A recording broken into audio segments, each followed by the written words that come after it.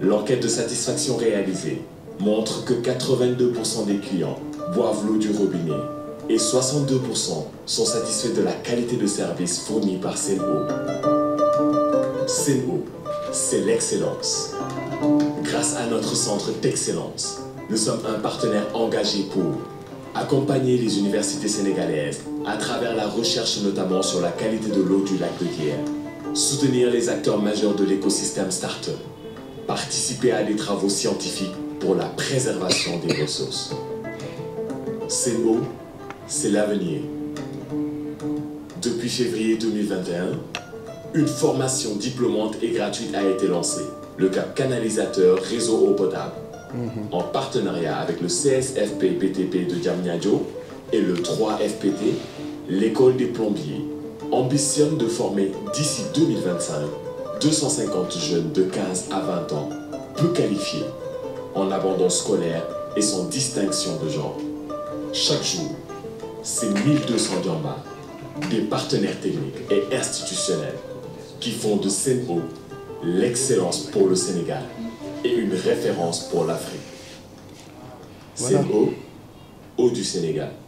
Donc aller vers ce partenariat-là aujourd'hui nous intéresse pleinement, dans la mesure où avec l'université on va faire beaucoup d'échanges dans les cadres qui a été défini dans la convention et surtout dans le domaine des études qu'on veut faire globalement, ça veut dire et les masters qu'on souhaite plus tard développer avec vous.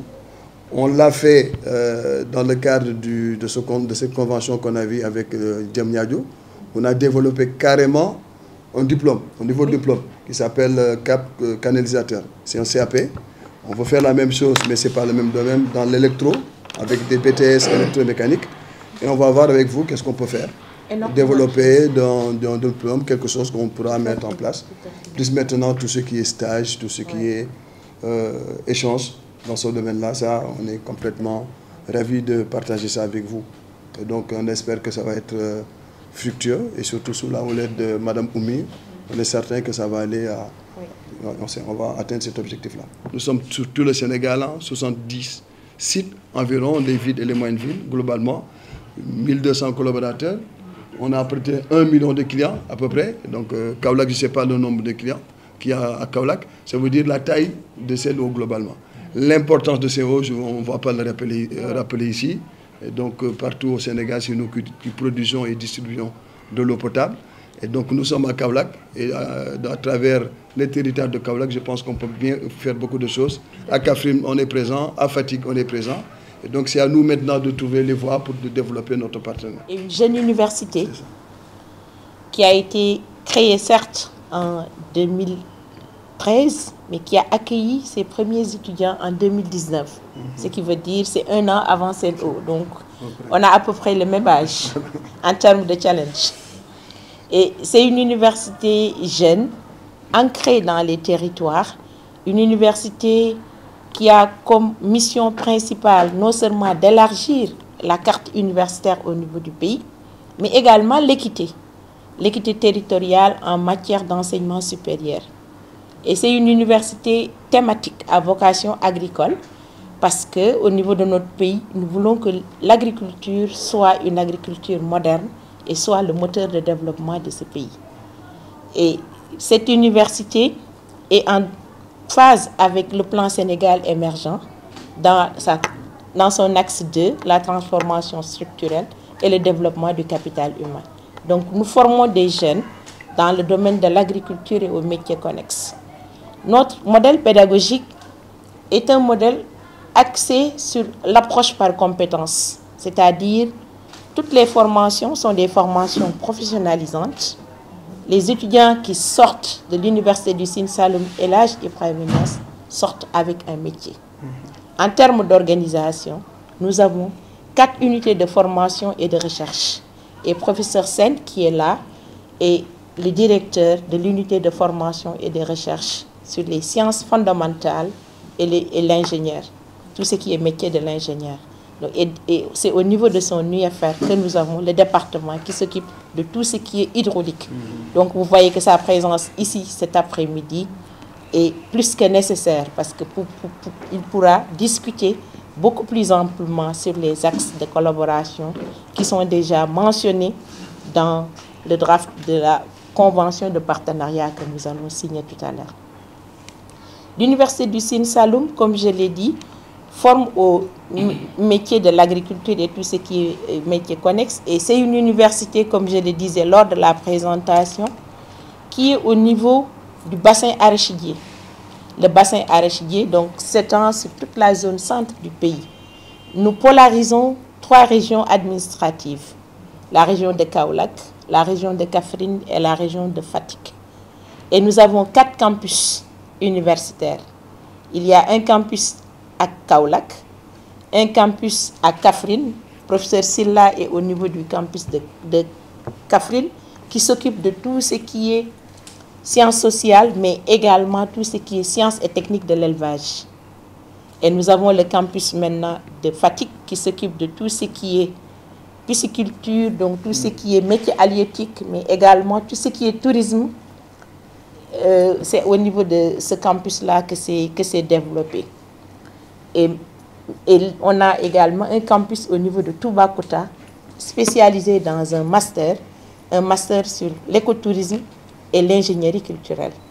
Donc, signer une convention avec Sen'Eau est plus qu'important pour l'université du Sine Saloum.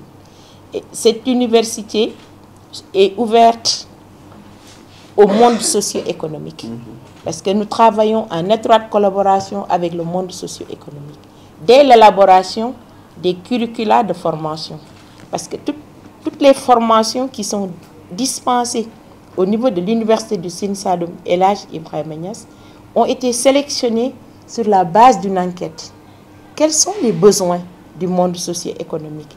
Et à partir des besoins du monde socio-économique, nous co-construisons. J'ai entendu ça tout à l'heure dans votre discours et c'est un terme que j'adore. Parce que quand on fait une co-construction, on va aller vers quelque chose qui va impacter.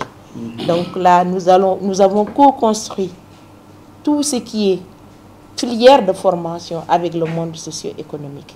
C'est la raison pour laquelle nos partenaires que nous avons dans ce monde socio-économique, quand nos produits arrivent à leur niveau, ils ne sont pas dépaysés, ils arrivent à s'insérer et à s'adapter assez facilement.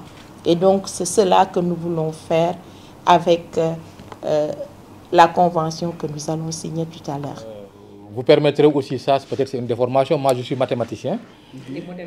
Et je parlais, oui, justement, je parlais un peu de modèle mathématique parce que ça me fait penser à une thèse qui a été soutenue à Saint-Louis il y a 2 semaines. Et j'étais rapporteur. Et il s'agissait un peu de voir l'interface entre le biseau-salé et l'eau douce, là. Alors, et j'ai posé une question à l'étudiant pour lui dire un peu comment contrôler et qu'est-ce qui va se passer à long terme, je veux dire. Est-ce qu'il y a un mode d'action qu'on peut faire pour avoir plus d'eau douce? Est-ce qu'il faut injecter, parce que les densités ne sont pas les mêmes. Sur quoi il faut jouer pour avoir une pérennisation un peu de tout ça? Bon, mais ça, c'était en off, hein, vous permettrez, parce que... Voilà, donc pour dire qu'en termes de recherche aussi, il y a des choses qui peuvent être faites. Mais dans l'immédiat, je pense que j'ai d'office 2 départements qui vont vraiment applaudir quand ils verront que la convention est signée. Je vous ai dit au début que moi je suis spécialiste des insectes vecteurs et donc les moustiques naturellement utilisent les eaux stagnantes de l'hivernage pour se reproduire. Et donc dans l'approche One Health, dans l'approche de santé globale comme vient de le dire Madame le recteur, ces écosystèmes-là nous intéressent à plusieurs titres. Déjà, j'ai eu par le passé l'opportunité de travailler un peu avec des collègues de l'IRD sur le programme Eau et Santé, Espoir bilharziose.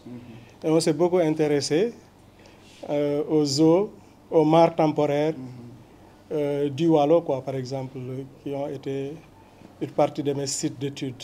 Donc, on a eu à cartographier toutes les mares là autour de la zone de Barkedji, dans le Waalo, en fait, dans l'objectif d'étudier des insectes vecteurs de la fièvre de la vallée du Rift et du virus du Nil occidental ou virus West Nile, qui sont transmis par des moustiques. D'un point de vue microbiologique également, je m'intéresse aux bactéries et aux virus.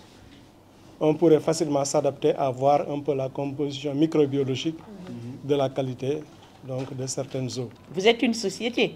Il faut qu'on arrive à convaincre la population pour qu'elle puisse s'intéresser et payer. Donc, quelle approche devons-nous faire? Donc, voilà les axes de recherche, je crois que sont innombrables, les axes que nous pourrons développer ensemble. Et sans oublier le système d'alternance, comme je vous le disais. Comment nos étudiants pourront rester une partie de l'année universitaire chez vous et une autre partie de l'année universitaire au niveau de l'université. Ce système aussi, il faut qu'on arrive à le développer dans le cadre de ce partenariat. Ils pourront aller séjourner dans une zone bien déterminée où il y a une question à résoudre. Ils vont travailler là-bas et nous, on va le comptabiliser comme des crédits dans leur formation. Tout cela, ce sont des axes qu'on pourra par la suite développer dans le cadre de ce partenariat cadre que nous allons signer cet après-midi. Ce partenariat qui va s'ouvrir. Parce que ce que vous avez développé, j'ai dit tout à l'heure même, je pensais à une leçon en cours magistral par rapport à ce que vous avez développé globalement et ce que les axes stratégiques de votre université. Ça convient parfaitement par rapport à notre approche globalement. Quand j'entends biodiversité, environnement, quand j'entends tout ça, et quand vous avez entendu tout à l'heure sur le film, on a dit partenariat, recherche, développement, tout ça nous intéresse aujourd'hui. Et je pense que c'est ça qu'il faut définir et développer. Maintenant, ce n'est pas un cadre facile. Il faudrait qu'on mette en place avec cette université, avec M. Johan, le patron de la DPD et UMI, un cadre de travail qui nous permet tout de suite. Parce que nous, dans le monde privé, c'est vrai qu'on va aller très vite dans ces occasions-là et mettre en place quelque chose de pratique tout de suite. Et donc, encore une fois, ravi de faire ce partenariat, mais concrètement, rapidement, après la convention, qu'on se mette au travail, qu'on définisse les axes, notamment sur la partie stage d'études, globalement, sur la partie recrutement, globalement, on peut identifier nos besoins futurs dans ces domaines hydrauliques et puis les mettre en place très rapidement.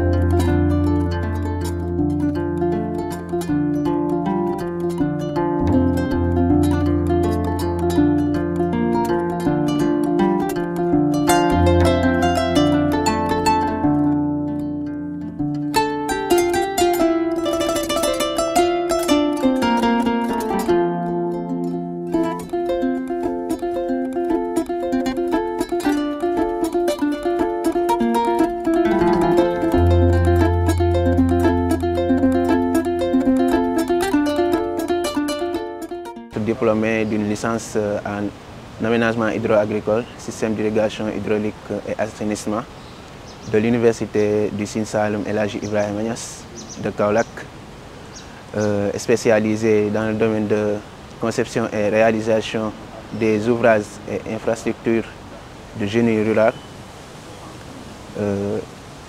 Aujourd'hui, j'ai assisté à la signature de la convention de partenariat entre Seno et notre université du Sine Saloum. Et ça fait un réel plaisir. Et je dirais c'est une opportunité pour nous, les étudiants, d'intégrer les entreprises comme stagiaires et recueillir beaucoup de connaissances à travers les domaines qu'on fait ici, c'est-à-dire les activités, les tâches qu'on nous confie, aussi les visites sur les sites comme KMS 3, KMS 1 et 2, à Ngit par exemple, là où on fait les premiers traitements d'eau, exactement à Ngit, et ensuite au niveau du point B, qui est le noyau du réseau de Seno. Et je remercie encore notre recteur pour cette belle initiative pour l'USSEN de pouvoir bénéficier dans cette convention, permettre aux étudiants d'intégrer les entreprises, d'acquérir des connaissances et des expériences professionnelles.